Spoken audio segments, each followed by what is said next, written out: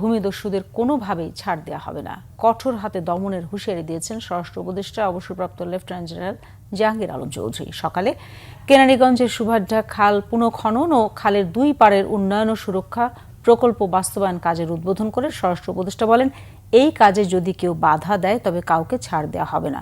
বর্জ্য অব্যবস্থাপনা, পানি চলাচলে বাধা, অনবরত ডাম্পিং ও স্থানীয় কিছু ভূমিদস্যুর স্বেচ্ছাচারিতায় খালটির কার্যকারিতা আজ ধ্বংসের পথে বলে মন্তব্য করেন তিনি। অনুষ্ঠানে পরিবেশ, বন ও জলবায়ু মন্ত্রণালয়ের উপদেষ্টা সৈয়দা রিজওয়ানা হাসান বলেন, খালের দুই পাড়ের অবৈধ দখলদারদের উচ্ছেদ করতে হবে, দখলমুক্ত রাখতে খালের দুই পাড় ঢালাই করার কথা বলেন তিনি। এই প্রকল্প ব্যয় ধরা হয়েছে ৩১৭ কোটি টাকা। খালের অবস্থা এখন তার এটা খাল নাই, আর কিছুদিন পরে হয়তো আমাদের ম্যাডাম যদি উদ্যোগ না নিত এটা একটা হয়তো রাস্তা হয়ে যেত।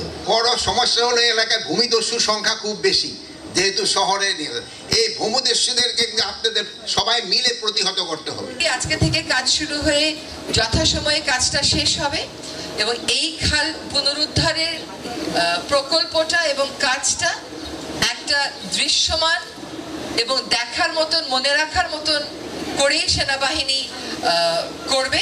আপনারা এলাকাবাসী হিসেবে তাদেরকে সর্বোচ্চ সমর্থন দেবেন, এটা আমরা প্রত্যাশা করি।